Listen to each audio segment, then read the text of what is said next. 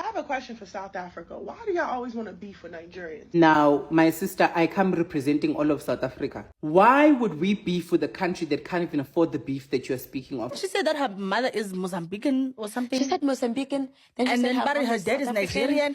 So then she's from Soweto. She's from Soweto. No, she said her mom is from Soweto, or was it her stepmom? But the story just kept Chidima. Okay, check who won. I hope it's a white South African. The winner is Mia Leroux. A white girl. A white girl. Mia Leroux. Oh my gosh. Oh my gosh. Mia Leroux, Miss South Africa. A white girl. Yeah. I hope you're very happy, Black South Africa. Winner.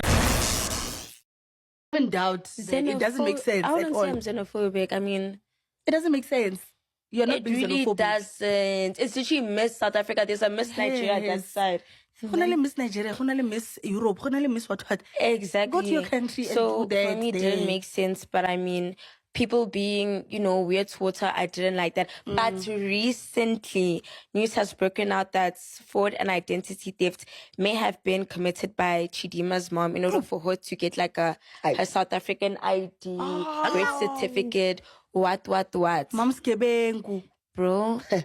So now, allegedly, her mom is going to jail for the fraud that she committed. She said that her mother is Mozambican or something. She said Mozambican, then she said her dad is Nigerian. So then she's from Soweto. She's from Soweto. No, she said her mom is from Soweto, or was it her stepmom? But the story just kept Chidima. If Chidima, right? If she didn't have potential to win that competition, I'm talking about if maybe she wasn't fine, she wasn't that pretty, her face card wasn't mad, she didn't have the poise and all. If she didn't have chances of winning that competition, I don't think they would have paid attention to her like they did. Like, I mean, if she was a non-entity in that pageant, they would have literally ignored that. It was just going to be a case of small yash, like they won't pay. But it was the fact that they saw her potential. They knew that this girl, she can actually win. And I'm saying this because the fact that she was Nigerian or she had a non-South African name wasn't an issue in the preliminaries until when it was getting towards the finals and they were seeing the way she was placing. Then they knew that there was a problem. Then they're like, what do we do? At this point, Nigeria will actually win it. Like, it was the fact that they saw, and this thing makes me think like, damn, people can actually see your potential before you, even before you do, and hate you for that. If she didn't have potential, she won't matter. Anyway, what really made everything annoying to me was the fact that even after she had left SA and she had come to her home country to contest, they still kept up with that hate. Like, it's crazy. Like, haba, let this girl breathe. Let her drink water and drop cup now. What's going on? Even to the point of accusing her of identity fraud and all of that stuff. Like, I heard it was her mom who did it, if actually it's true, because it's still allegedly. So why are you punishing the child for the sin of the parents? It's not like she knew about it. South Africans fought their hearts out because they were adamant that they wanted someone who is South African, whether black, Indian, colored, white, but that person must be South African because we know who we are, we know our culture, and they flat out rejected Chidima. And then she went on to fight her heart out to try and prove that she is South African. I mean, the girl even claimed she speaks 3 or 4 languages. She said she was born in Soweto, her mother is Zulu, and all of these things. Like, she refused to admit that she was Nigerian. The Department of Home Affairs comes out and says, okay, we found proof and evidence that this girl's mother actually committed fraud for them to be in South Africa, which was the only time she withdrew from the Miss South Africa pageant. After withdrawing, Nigeria invites her to the Miss Universe Nigeria pageant to come and represent Nigeria, which we didn't have a problem with. I mean, we were flat out saying, good for you, girl, because that's where you belong. That's what we've been saying all along. And the pageant organizers obviously went out of their way to make sure that she rightfully represents the country, which is none of our business. And then she goes on to winning Miss Universe. Not winning, sorry. She came second, which means she almost won Miss Universe. And now Nigerians are coming for South Africans and saying that they're spiting us, or her coming second is actually proof that South Africans are xenophobic and we can't stop her greatness, what. Now here's the part that I don't get. South Africans are the ones that have been saying Chidima is Nigerian. Nigerian Chidima has not once claimed that she is Nigerian until it was time for her to go and claim the Miss Universe Nigeria crown. All along, she had been denying her roots. All along, she had been saying she's not Nigerian. But when the opportunity came for her to maximize the ability for her to go and be at a Miss Universe pageant, she jumped on it, right?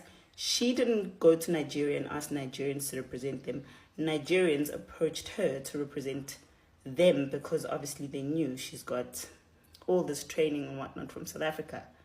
Now, why would you be bragging to South Africans about her coming second? Because we've been saying she's Nigerian all along. And we all know she only got that far because of her growing up in South Africa. Okay, check who won. I hope it's a white South African. The winner is Mia Leroux. A white girl. Oh, white girl. Mia Leroux. Oh my gosh. Oh my gosh. Mia Leroux, Miss South Africa. A white girl. Yeah.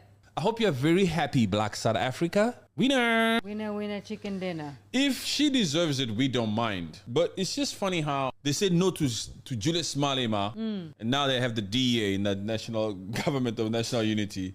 And they come out here, they also say no to Chidima, and now they have Mia Leroux. South Africa, Black South Africa, freaking make up your mind, man. What are you doing? Oh, you keep blowing the wrong freaking vuvuzela. They keep blowing the wrong vuvuzela. Yes, we understand the complexity and the rightfulness that must exist within the immigration process of Chidima. Yes. But you did not vote for Julius Malema. And so now you have the DA in your government governing you guys. You understand what I'm saying? Yes. And now they go and blow the wrong freaking vuvuzela on Chidima. And for example, and fate has it now that you have Leah Leroux. Now, if Leah Leroux deserves it, so be it. But we know that these pageants are always freaking interfered with left, right, and center. But this is a message again to Black South Africa who does not know shit about what they're doing. The Afrophobic freaking situation that exists over there is loud and clear. The entire African community can freaking hear it. Yes. You need to rethink your approach towards everything. Yeah, that strategy is not, no, that strategy is out. Remove that strategy of Afrophobic, xenophobic. It's not working. It's not right. It's not right. And fate is out here showing it to your face. Yeah.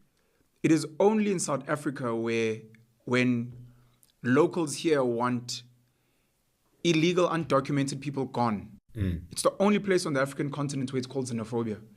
Because they were saying it happens in many countries. In Nigeria, they deport. Yeah, I see what you mean. In Ghana, they deport. In other places, they actually send buses. You shouldn't be here.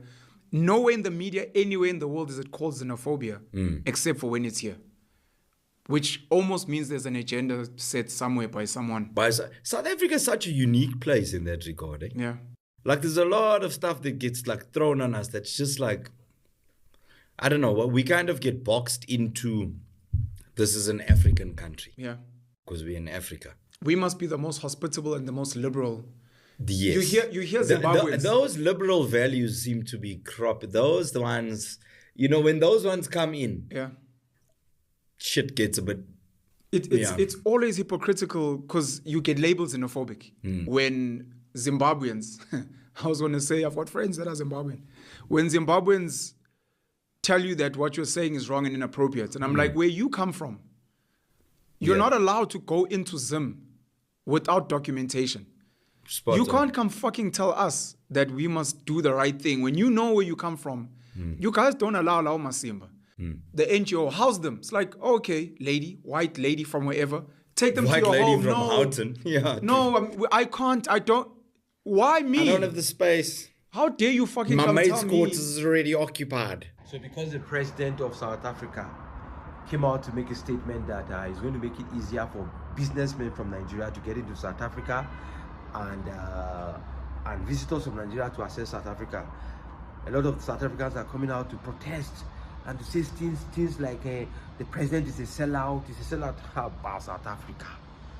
Come to Nigeria. We have South African companies that are operating and are enjoying the business climate in Nigeria. MTN is there, ShopRite is there, amongst others. Understand? And let me tell you something. Nigerians are very accommodating set of people. Especially when Nigerians know that you are a foreigner, they even treat you well, accommodate you well, ask people that are foreigners that have traveled to Nigeria. But you are trying to make South Africa very difficult for people to access. Don't worry, a lot of Nigerians are even lost interest. A lot of Nigerians are not even traveling to South Africa. Even those that are there are even trying to leave. But let me tell you something, for your place and your country to develop, you need foreigners to be in your country. Don't get me wrong, I'm not saying you should tolerate Nigerians with bad attitude. If you have Nigerians that have bad attitude, they should face the full wrath of the law. But let me tell you something, America is great today because it's able to accommodate different people from different parts of the world. That's why America is great. Look at Rwanda. Rwanda is another shining example. Understand? Rwanda is another shining example. People are coming in from different, they can easily get visa to access Rwanda. So please, South Africa, leave your beef with Nigerians. Nigerians are great people. Nigerians are great people. Tap from us, man. Tap the anointing, tap the wisdom. Understand? Get the wisdom and learn from Nigerians. Understand? We are very open. We are loving people. Understand? Peace out. And please let love rule. The problem is you guys have reduced being South African to a piece of paper. You'll have reduced being South African to citizenship, because to you, that's what being South African is about. Having the papers, the stamp at Home Affairs to prove that you're South African so that you can get certain benefits. But what about the people of South Africa? Because to us, being South African is not a piece of paper. Being South African is an identity. African countries, the minute you speak Igbo, Yoruba, Hausa, it's, oh, she's Nigerian from what state? If you Congolese, you speak Lingala, Chuluba, you speak Swahili, oh, okay, this person is Congolese. They live where? But South Africans, it's, were you born in South Africa? That's the basic. No, this thing is pissing me off now that I think about it. Like that's your standard. That's what you'll have reduced being South African to. Being born there, having the papers, having the citizenship. That's what makes you South African. Wow. And the disrespect is crazy, hey? No ways. And what makes things worse, you're constantly bringing up our pain. You're constantly bringing up apartheid and white people as if we were so excited to get conquered by white people. We were so excited to get our land taken from us. You're like comparing yourselves to white people and trying to use white people as justification why a black African who is born in South Africa is supposed to take the title Miss South Africa. Our identity. Are you hearing yourself? I don't think you're hearing yourselves, guys. You're not hearing yourselves. I don't think it's resonating. If you cannot be saying Nigerians are drug dealers, and your leadership is trying to bring more Nigerians to the country. So that means there is something wrong. There is something wrong. They are getting the wrong information. It means they should get education. Yeah, it means they should get education. Not going to school. It means you should try and find out what is happening. Yeah. Educate yourself. Yes. Get the right information.